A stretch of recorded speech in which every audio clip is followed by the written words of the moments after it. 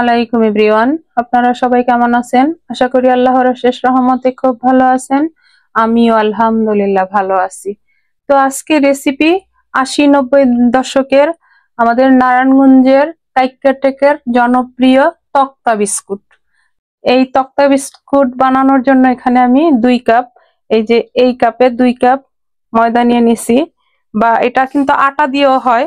তো এখন এখানে দিয়ে দিব 1 পিঞ্চ লবণ। আর এই যে প্রথমে লাগবে আমার এখানে নিচে আমি 2 চামচ মৌরি আর 2টা দারুচিনি। এখন এইটাকে হালকা আছে একটু টেলে গুঁড়া করে নিয়ে আসবো। এই যে গুঁড়াটা করে নিয়ে আসলাম। আর এই গুঁড়াটা অবশ্যই লাগবে, তক্তা বিস্কুটের যে ফ্লেভার বা টেস্ট এটার মধ্যেই সবকিছু। এখন এখানে আমার এতটুকু গুঁড়া হয়েছে, গুঁড়াটা পুরা দিয়ে দিব, দিয়ে প্রথমে মিক্স করে নিব। যে এখন এই পর্যায়ে দিয়ে দিব এই যে 1/4 কাপ চিনি গুঁড়া করা। চিনিটা গুঁড়া করেই দিবেন যদি আপনারা এই রেসিপিটা কখনো বানান বা আমার রেসিপিটা ফলো করে বানান। আশা করি অনেক ভালো লাগবে। পুরোনো দিনের একটা রেসিপি, এখন অত একটা পাওয়া যায় না, খুব কম। গত বছর আমার খালাতো বোন আমার জন্য পাঠাইছিল, আমার কাছে অনেক ভালো লাগে এই বিস্কিটটা। আর এখানে দিব শুধু আমি 1/2 চামচ বেকিং সোডা, বেকিং পাউডার না, সোডাটা দিলাম। দিয়ে আবার একটু মিশিয়ে নিব।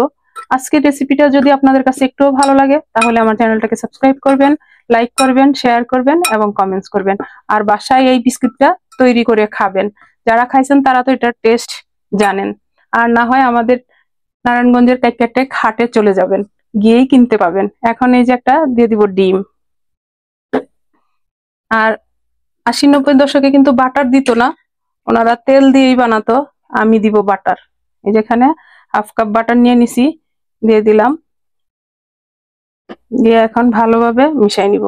এই যে দেখেন আমার তক্তা বিস্কুটের কালারটা কিন্তু এখনই চলে আসছে, আর সুন্দর একটা ফ্লেভারও চলে আসছে মৌরি আর দারুচিনির। এখন এখানে একটু দুধ, এখানে আমি 1 গ্লাস নিছি, লাগবে না, আমার 1/2 গ্লাস দুধ লাগবে। আমি নর্মাল দুধটাই নিয়ে নিছি, গরম করতে হবে না, আর ফ্রিজে থাকা দুধ আবার হবে না। এখন ভালোভাবে ডোটা রেডি করে নিব। এই যে ডোটা এরকম হবে একটু, এই যে দেখেন মাশাআল্লাহ। এখন এটাকে আমি 10 মিনিটের জন্য রেস্টে রাখবো। 10 মিনিট পর বানানো শুরু করব। 10 মিনিট রেস্টে রাখার পর যে আমার ডোটা একেবারে সফট হয়ে গেছে। এখন আমি বিস্কুট গুলা বানানো শুরু করব। এটা সাইডে রেখে দিব। এই যে একটা বোর্ড নিয়ে নিলাম। এই যে এখন বিস্কিটটা বানানো শুরু করব। তো প্লিজ আমার ভাই বোনেরা, আমাদের নারায়ণগঞ্জের কাইক্কাটেকের ঐতিহ্যবাহী এই তক্তা বিস্কুট অবশ্যই বাসায় বানাবেন, খাবেন আর আমাকে জানাবেন। এই যে এখন এটাকে আমি রুটি বেলে নিব। একেবারে সহজ বানানোটা, কিন্তু খাইতে অসম্ভব টেস্টি। বাসায় বসে যদি আমরা সেই পুরোনো দিনের স্বাদ নিতে পারি তাহলে আর কি চাই। আমাদের ছেলে মেয়েদেরকেও তো দেখাতে হয় আমরা ছোটবেলায় কি খাইছি, তাই না? রুটিটা বেলে নিলাম। আর এই বিস্কিটটা কিন্তু একেবারে পাতলা হয়, অত একটা মোটা হয় না।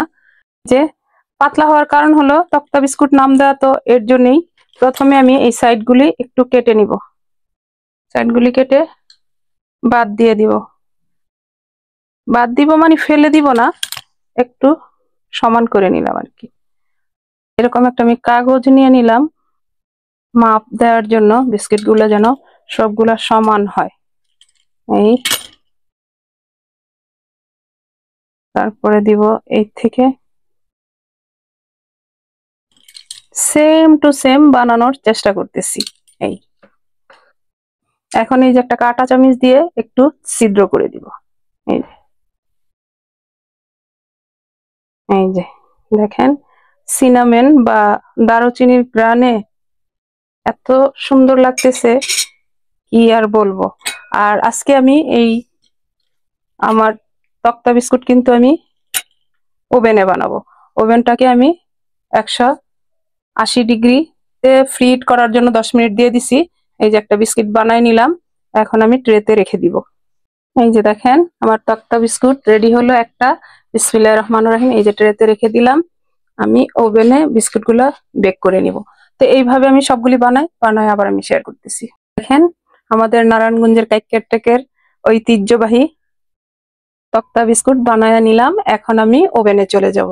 ওভেনে 25 মিনিট বেক করব। বেক করে আপনাদের সাথে আবার শেয়ার করব। চলেন আমার ভাই বোনেরা ওভেনে চলে যাই। এই যে দেখেন আমি 25 মিনিট বেক করে নিয়ে নিলাম। হয়ে গেল আজকে আমাদের নারায়ণগঞ্জের কাইকেরটেক হাটের ঐতিহ্যবাহী তক্তা বিস্কুট। এই তক্তা বিস্কুট যে আমি হুবহু বানাতে পারবো, আমি নিজেকে নিজেই প্রশ্ন করতেছি। তো প্লিজ আমার ভাই বোনেরা 80-90 দশকের এই ফেমাস বিস্কুটটা আপনারা বাসায় বানাবেন, খাবেন আর আমাকে কমেন্টসে জানাবেন। এই যে দেখেন আওয়াজটা দেখেন, তক্তা তো তক্তার মতোই, তাই না? এখন আমি সার্ভ করে নেই। যে দেখেন আমার 80-90 দশকের ঐতিহ্যবাহী তক্তা বিস্কুটটা আমি সার্ভ করে নিলাম। মাশাল্লাহ মাশাল্লাহ, খাইতে এত টেস্টি হয়েছে। আমি একটু ভেঙে খেয়ে দেখলাম, হুবহু সেই 80-90 দশকের তক্তা বিস্কুট। তো আজকে তো আমার বাসায় সবাই খেয়ে খেয়ে জিজ্ঞেস করবে যে এই বিস্কুট তোমরা ছোটবেলায় খেয়েছো? তো আপনারাও বাসায় বানান, আপনাদের ছেলে মেয়েদের সাথেও এই ঐতিহ্যবাহী খাবারগুলা শেয়ার করেন।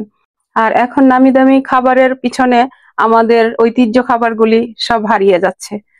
তো আমি আজকে আপনাদের সাথে শেয়ার করলাম সেই পুরোনো দিনের আমাদের তক্তা বিস্কুট। তো এটা আমি সাইডে রেখে একটা বিস্কুট আপনাদেরকে ভেঙে দেখাই।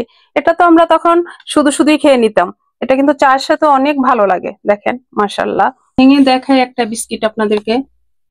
দেখেন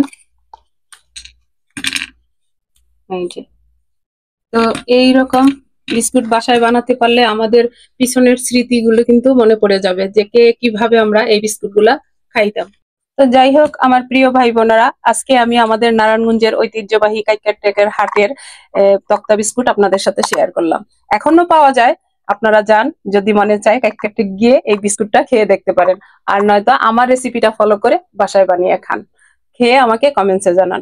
তো আজকে আমি আপনাদের কাছ থেকে বিদায় নিব, আবার নতুন কোনো রেসিপি নিয়ে আসবো। আল্লাহ হাফেজ।